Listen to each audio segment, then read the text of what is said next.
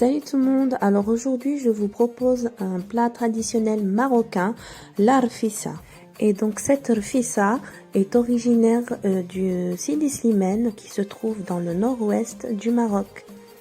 Et dont je suis aussi originaire. Et donc la particularité de la rfissa de Sidi Slimane est qu'elle est réalisée avec un pain qui s'appelle le meloui. Donc c'est parti, on va débuter la recette. Donc vous aurez besoin d'1 kg de farine, d'une cuillère à café de sel et d'eau tiède. Vous allez mettre votre farine et votre sel dans votre pétrin. Vous pouvez réaliser cette recette à la main bien évidemment. Et donc ce que vous allez faire, c'est rajouter donc l'eau tiède petit à petit jusqu'à l'obtention d'une pâte ferme, un peu molle mais élastique. Donc je peux pas vous donner les quantités exactes d'eau, c'est impossible.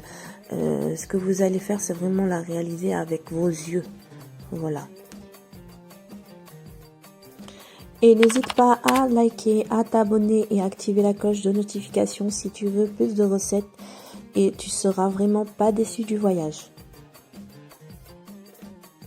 Alors voilà la consistance qu'on obtient. Donc comme je vous disais, donc on obtient une pâte ferme, un peu souple et très élastique. Donc je vais venir huiler mon plan de travail et ma pâte pour ne pas qu'elle colle donc dans le plastique dans lequel je vais la mettre, et ensuite je vais la laisser reposer 30 minutes. Voilà. Vous pouvez donc la laisser reposer 30 minutes à l'air libre, donc à température ambiante, ou bien vous pouvez la réaliser donc plusieurs heures à l'avance ou la veille et la laisser reposer dans le frigo.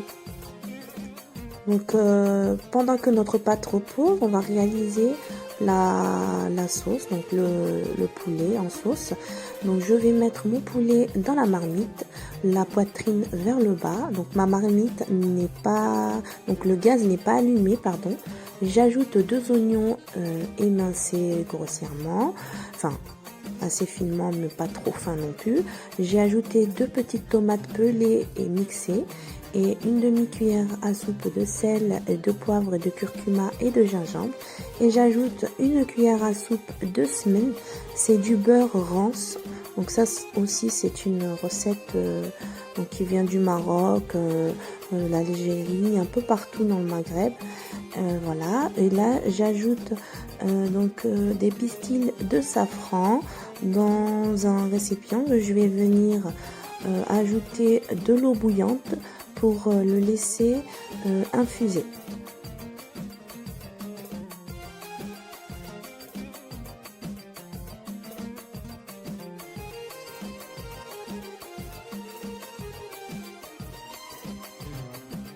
Puis j'ajoute le safran et de l'huile de tournesol, un bon filet.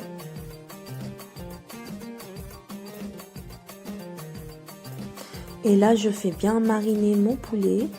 Voilà, je le badigeonne bien de tout partout. Et je viens ajouter de l'eau bouillante. Et du coup, je vais le couvrir et laisser cuire 30 minutes.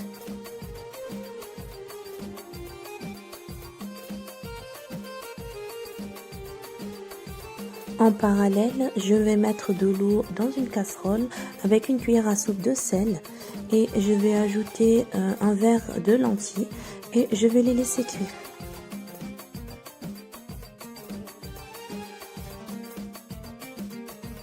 Après 30 minutes, je retourne mon poulet et je vais récupérer 2 louches ou 3 de sauce et les ajouter aux lentilles donc qui sont à mi-cuisson.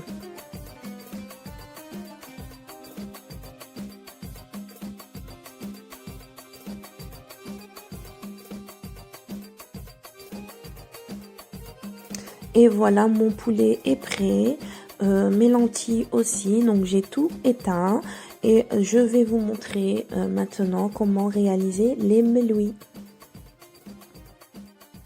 En sachant qu'il est préférable de débuter donc le façonnage des melouis à peu près 10 minutes avant la fin de cuisson de votre sauce. Donc du coup là j'ai fait fondre un peu de beurre dans de l'huile et je vais réaliser 6 pâtons. Voilà, que je vais laisser reposer 5 minutes. Donc je les badigeonne aussi un peu du mélange beurre-huile. Et je vais les couvrir d'un sac plastique pour éviter qu'ils ne croûtent sur le dessus. Et là, c'est l'étape fatidique que les débutants redoutent. Sauf que moi, j'ai trouvé une technique top et surtout simple et facile à faire, parce que la technique traditionnelle de Sidi Slimane, je pense qu'elle elle mérite des années et des années d'expérience pour pouvoir la réaliser. Et donc du coup, moi, je vais vous en montrer une et qui est totalement réalisable pour des débutants. Donc du coup, j'ai étalé ma pâte, j'ai mis un peu du mélange huile beurre, je l'ai plié en deux et là je viens découper donc des lamelles avec mon couteau. Je la réouvre et voilà, je rabats les extrémités comme ça et j'étire un maximum et je viens l'enrouler comme ça autour de ma main tout simplement.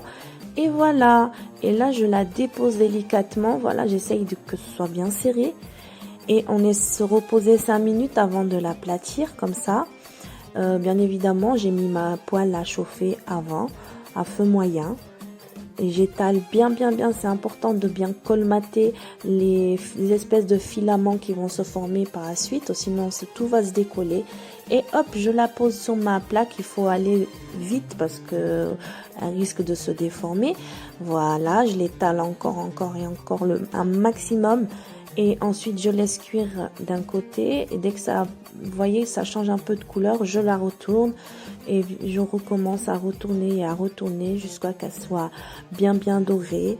Et quand elle est cuite, à la fin, vous verrez, le feuilletage commence à se décoller tout seul. Voilà, ça voudrait dire que votre meloui est bien cuit à l'intérieur. Comme là, vous voyez, voilà, on dirait des spaghettis. C'est magnifique. Et là, hop, je l'enlève, je la mets dans mon plat et aussitôt, même si c'est chaud, il faut l'émietter, la séparer comme ça. Voilà, on sépare, même si c'est chaud, on prend son mal en patience et je viens tout émietter. Hop, je fais des morceaux comme ça, comme sur les images, vous faites pareil. Voilà.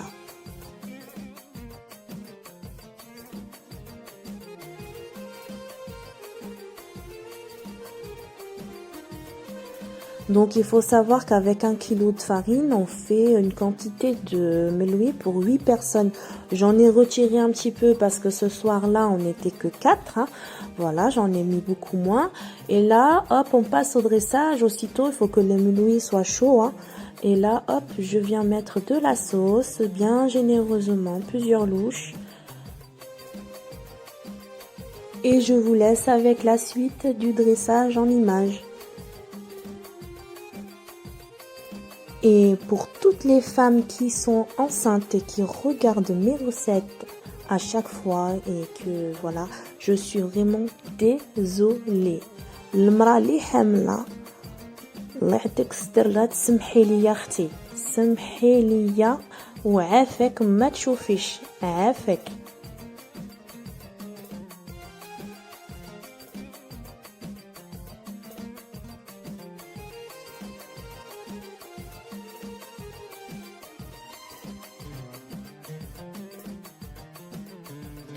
Et voilà, c'est prêt. Donc j'espère que cette recette d'Arfissa vous aura plu et surtout qu'elle vous aura fait voyager. Et je vous dis à très vite pour de nouvelles recettes.